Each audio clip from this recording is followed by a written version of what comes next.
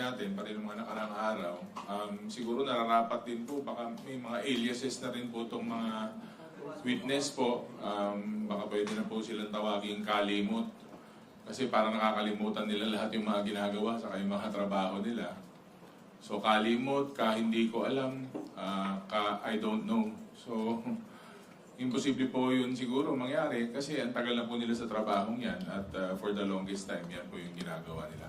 It's very irresponsible on their side.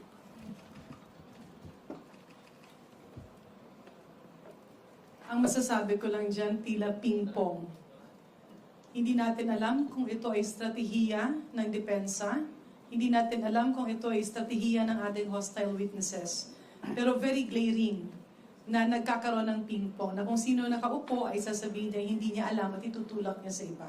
Pero balikan natin, ano ba ang nailantad ng ating hostile witnesses ni Ma'am Gina Acosta at ni Sir Lemuel Ortonio? Ang sinabi ni Ma'am Gina Acosta, sa kanya nakapangalan ang tseke, kinuha niya ang pera, binigay niya kay Colonel Chica sang-ayon sa direktiba ng kanyang superior, who is the Vice President Inday Sara Duterte.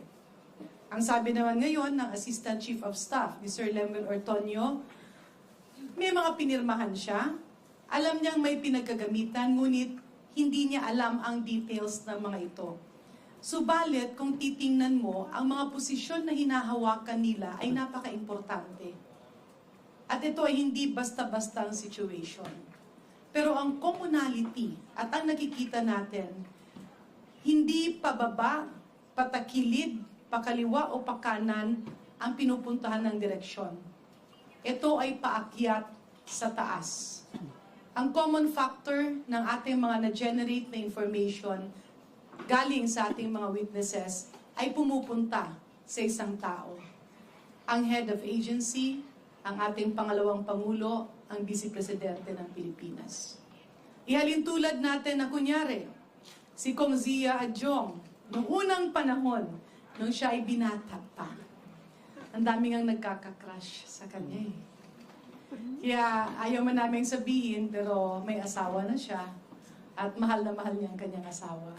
So hanggang tingin na lang muna yung mga tumitingin kay Kong Zia. Pero ibalik natin, kunyari ikaw ay magpapakasal. Siyempre, itong mag-asawa ang magpapakasal, meron silang babayarang damit, make-up, photographer, videographer, caterer, venue, at iba-iba pang mga gastusin, souvenirs. Marami yon. Ito bang magpapakasal, ay ibibigay yung buong budget dun sa kanilang kanang kamay o sabihin ng katulong, at siya ang mamimigay at mamamayad? Or pwede namang ang usual na ginagawa ay ibabayad mo direkta sa kung sino ang caterer, sino ang gumawa ng damit, sino ang nagme-makeup, o sino ang events center, kasi kukuha ka ng resibo dahil alam mong doon ang babayaran. Dito sa nangyayari, andun kay Gina Acosta yung pera, sasabihin niya, hindi niya alam saan napunta. Ito naman kay Lemuel Ortonio, ginawa namin yung mga papeles, pero hindi namin alam na meron palang AR, acknowledgement receipt na binalik or whatever. Dalawa lang ang pwede. Actually, 3. Ano ang similarity between Ma'am Gina Acosta and Sir Lemuel Ortonio? Pareho silang inilagay sa mataas na posisyon. Mataas ang sweldo. Nanggaling silang pareho sa isang opisina na hindi sa Office of the Vice President. Pareho silang nanggaling sa City Hall. Ibinigay ang matataas na posisyon. Ibig sabihin, pinagkakatiwalaan. Ibig sabihin, alam nila kung sino ang kumukumpas. Ibig sabihin, alam nila kung sino ang susundin. Ang katanungan lang dito, sumunod ba sila na pikit ang mga mata at sarado ang isip? Or sinunod nila ito dahil merong parang halong takot? Posible na bang hindi? Or sinunod nila ito kasi ito ay pangkaugalian ng ginagawa sa ibang mga opisinang pinagdaanan nila. The long and short of it, sa lahat na napag-usapan, 2 bagay ang ating masasabi. Umaakyat sa head of office ang direksyon ng usapan At pangalawa, tila nakakalimot si Sir Lemuel Ortonio na kapag confidential funds, kailangan natin itong klaruhin na not because of the impeachment trial, but because this is a fact. Kapag confidential funds, ginagamit mo yan para proteksyonan ang sambayanang Pilipino. Protect them from terrorism, protect them from drugs, protect them from kidnapping, protect them from syndicates, protect them from economic sabotage. Hindi mo siya ginagamit para proteksyonan ng isang opisyal. Dahil ang proteksyon ng ating pangalawang Pangulo ay nagagaling sa Vice President PSG na may sariling pondo. Hindi pwedeng ang pondo para proteksyon ng sambayan ng Pilipino ay gagamitin lamang sa proteksyon ng isang tao. Kunyari, mag-tree planting ka. At yung iimbitahin mong bisita ay gagastos ka ng milyon-milyon. Eh di mag-utos ka na lang ng mag-tree planting. At yung milyon-milyon na yon ay gamitin na lang sa ibang bahay na si Juan at si Maria de la Cruz ang magbebenepisyo. Well, even if you go back and review and see, analyze, even the Civil Service Code, our government structure is patterned in such a way that there will be coordination, there will be cooperation among divisions, different units in one agency, and also for them to, the structure of by which it was designed ay para malaman hindi lang yung cooperation but even the accountability.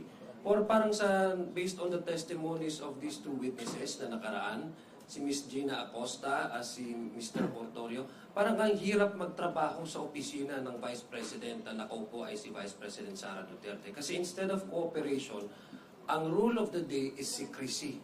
Hindi alam ng bawat division kung saan napupunta ang pera.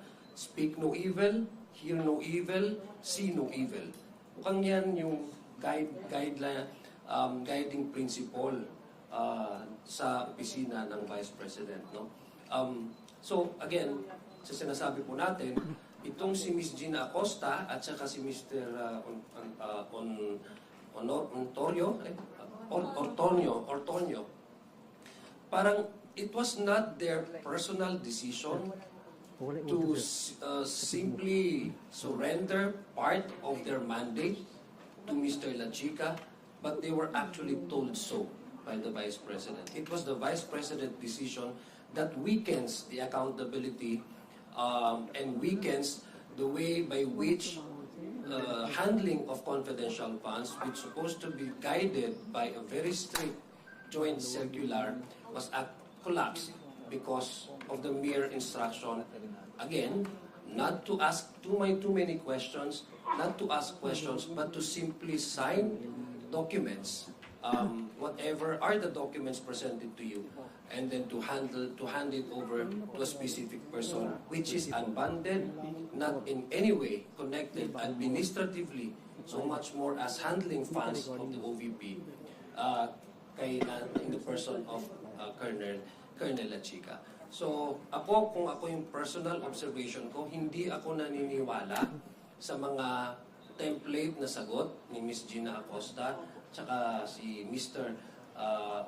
Ortonio pagdating doon sa hindi nila masagot na mga katanungan kasi yung mismong dokumento ang nagsasalita, ang mismong dokumento ang nagpo-prove na talagang meron at the very least, kung sila man ay tunay na kawani ng gobyerno, meron at the very least negligence of their duty, dereliction of their duty. And again, what makes it worse is these are not done by personal choice, but this was actually ordered by their superior, in this case, the Vice President Sara Duterte.